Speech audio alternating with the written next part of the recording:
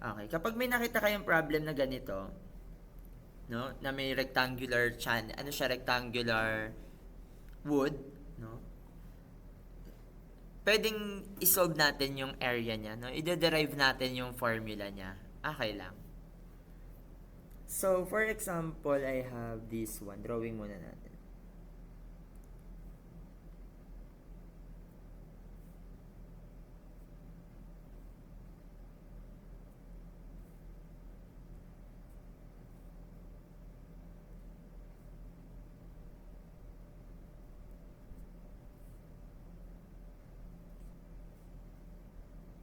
Ayan.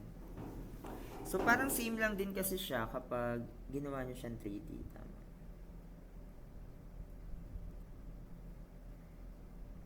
Ayan. Alam ko naman kayang-kaya nyo ito yung mga isometric kinematic. No? Alam kong maning-mani sa inyo ito pagka nahanap nyo isometric kineme. So, ngayon, naglagay ako dito ng cutting plane, no? Ito yon yung part na yan. Tapos, meron daw tayo dito ng naka-inclined na angle, no? At a given theta. Okay lang? So, phi, no? Theta. Tapos, kinat din natin siya dito. Tama ba? Ayan. Ayan. Na-imagine? Tapos meron tayo applied force P. Tapos may P din tayo sa baba. Na-imagine? No? Tinready ko lang. So, that is the isometric kinematic nito. No? Ayan. Parang ganyan yung 3D natin. So, ngayon, kukunin daw natin yung normal and shear stress in the glue. So, dito sa part na to yung glue, tama? Ito yun eh. I-glue natin yan eh. Yan, ayan, ito. So, ngayon, ikakat lang natin yung section. Di ba gusto nyo, ikinakat natin yung section. So, siguro ganito na lang yung drawing natin.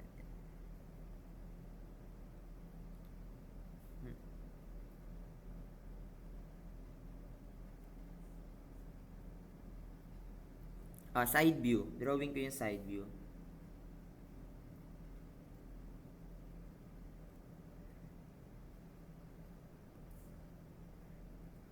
Formula to ha. Paano sinasolve mo? So, this is phi. Tapos, meron daw tayo ditong force P. Kasi nga, di ba, may expose siya? Tama ba? This is P. Tapos may P ka dito. Kinat na natin yung section.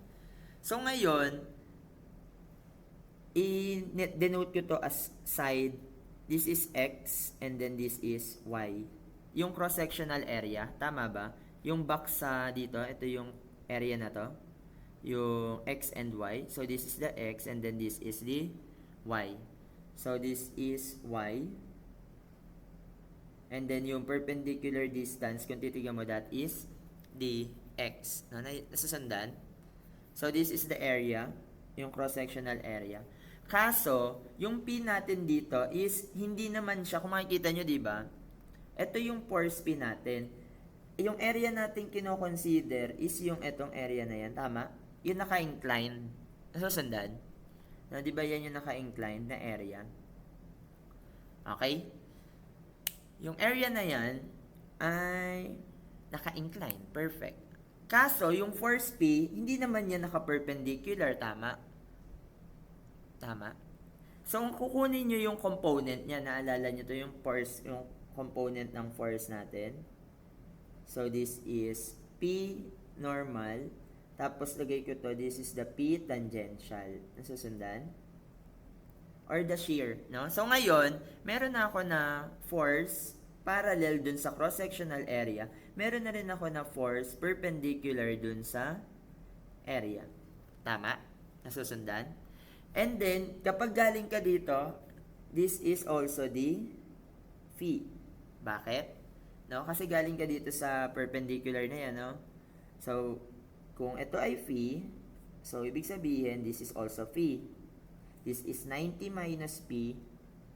And then, ito 90. Therefore, this is also phi. Nasusundan. Okay. Ano yung P normal natin? The P normal is equal to P cosine of phi. Ang P tangential natin is equal to P sine of phi. Okay? Ngayon, kapag may nakita ka ng force P, ano na yung area natin? So, ang area natin dyan ay, this is X. Di ba ito yung cross-sectional area na kino-consider natin? Ayan. Yung rectangle na yan. Paano natin kukunin yung length na to? Nasusundan? Ito yun, di ba? Ayan. Tama ba? This is Y.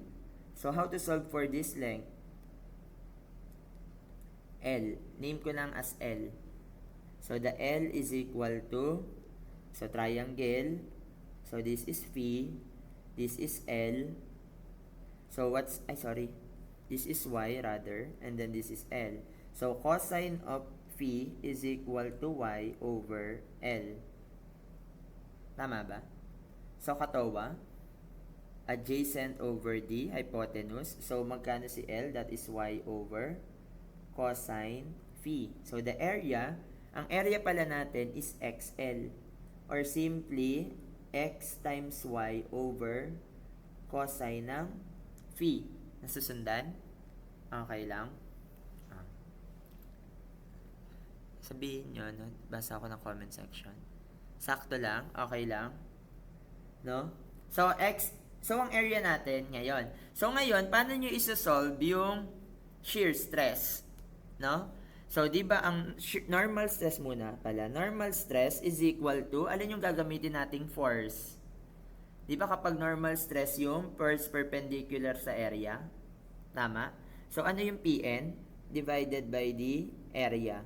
So, yung PN natin, ang formula ay P cosine phi divided by XY divided by cosine phi. So, ang formula pala ng normal stress natin is equal to P cosine squared sigma of P over XY or yung cross-sectional area. So, pwede nyo nang tandaan yung formula na to kapag may nakita kayong ganitong problem. So, box ko lang. So, kapag may nakita kayo na nakaganyan, pwede nyo nang gamitin yung formula na yan. Next. Paano naman pagka shear stress? So, kapag shear stress, that is P, N, hindi. Ano na yung gagamitin natin? Yung force, di ba pagka shear, parallel dun sa cross-sectional area. So, that is P tangential, PT divided by the area. Ang PT natin ay P sine of theta or phi divided by XY over cosine phi. So, that sigma is equal to P sine phi cosine of phi divided by XY. So, pwedeng ito na din yung i-memorize yung formula. Okay, sige, picturean nyo muna yung derivation. Kung nakalimutan, ilista nyo na. Kaysa i-derive nyo, ako na nag-derive, no? Para hindi nyo na i-derive ulit sa susunod, pwede nyo nang gamitin yung direct substitution ng formula. No? Okay? Sige, screenshot nyo na. Para dire-diretso tayo. Last naman na to. So, didelete ko na to. Pwede ko paliitin yan. Lagay ko yan dyan. Okay? So, ngayon, ito na yung tanong. The rectangular wood panel is formed by gluing together two boards along 30 degrees. So, given na siya 30 degrees, determine the largest axial force P that can be carried safely by the panel if the working stress in the wood is 120 psi and then the normal stress on the normal and shear stress normal and shear stress in the glued are limited to 700 psi. So, ang sabi, yung normal stress sa glue is equal to 700 psi. So, ang psi is equal to pound per square inches. Tama? and then the shear stress at the glue is equal to 450 PSI or simply pound per inch squared. Okay? O, anong formula ng shear stress natin? So, the normal stress is equal to, ano yun? Kabisado ba to? P cosine squared sigma phi over x, y. So, magkano daw si normal stress? 700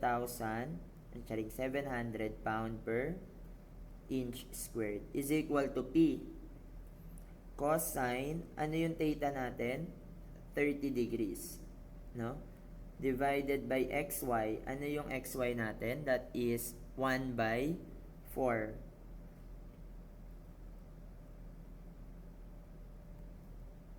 So, cancel inch squared. So, magkano si P? Okay? So, kapag ganito, calculate natin yan. So, that is, cross-multiply lang natin, tama? So, 700 times 4 divided by cosine of 30 squared. Lalagyan mo lang ng squared. Kasi, bababa natin yan doon. So, that is equal to 333.333 inches. Ay, pounds pala. So, yan yung una. O, paano naman kapag yung sa shear stress? So, di ba ang shear stress nating formula is P cosine phi sine phi divided by xy. So, shear stress is equal to 450 pound per inch squared is equal to P cosine 30 sine 30 divided by xy. That is 1 inch by 4 inches. So, cancel inch squared. So, P is equal to, magkano to? 450 times 1 times 4 divided by cosine 30 sine of 30. Again, tandaan nyo yung phi na to ha, galing sa horizontal ha. So, that is equal to 4156.922 pounds. O, paano naman yung force P, yung working stress sa wood? No? Yung gagawin lang naman natin dyan, gamit yung P, tsaka itong cross-sectional area na to. Yung buo lang na yan. No? So, sabi, simply, stress over force over area. So, the stress given is P is equal to the stress times area. Ang stress daw na given ay 1,120 pound per inch squared multiplied by the area na 1 inch by 4 inches. So, P is equal to, magkano to? 1,120 times 4 times 1. Ay, tinimes ko pa ng 1. So, that is equal to 4,480 pounds. So, tama lahat yan. Pero, alin ang safest? So, kapag safest, pipiliin nyo is safest P. So, that is equal to P is equal to 3733.333 pounds. So, lagi nyo pipiliin yung smallest, no? Kasi, yun yung pinaka-safe, no? Na force P. So, ibig sabihin, kapag ginamit mo yung force P na 377 na to, dito, kunyari ginamit mo yung P na to, dapat less than 450 yung makukuha mo. Try nga natin. That is 3733.333 cosine 30 sine 30 divided by 4 by 1.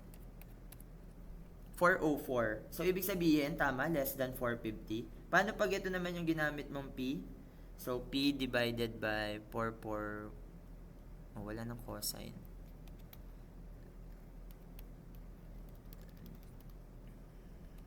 Ayan. So, 933 less than pa rin siya sa 120. So, ibig sabihin ng safest is 3733. Okay lang.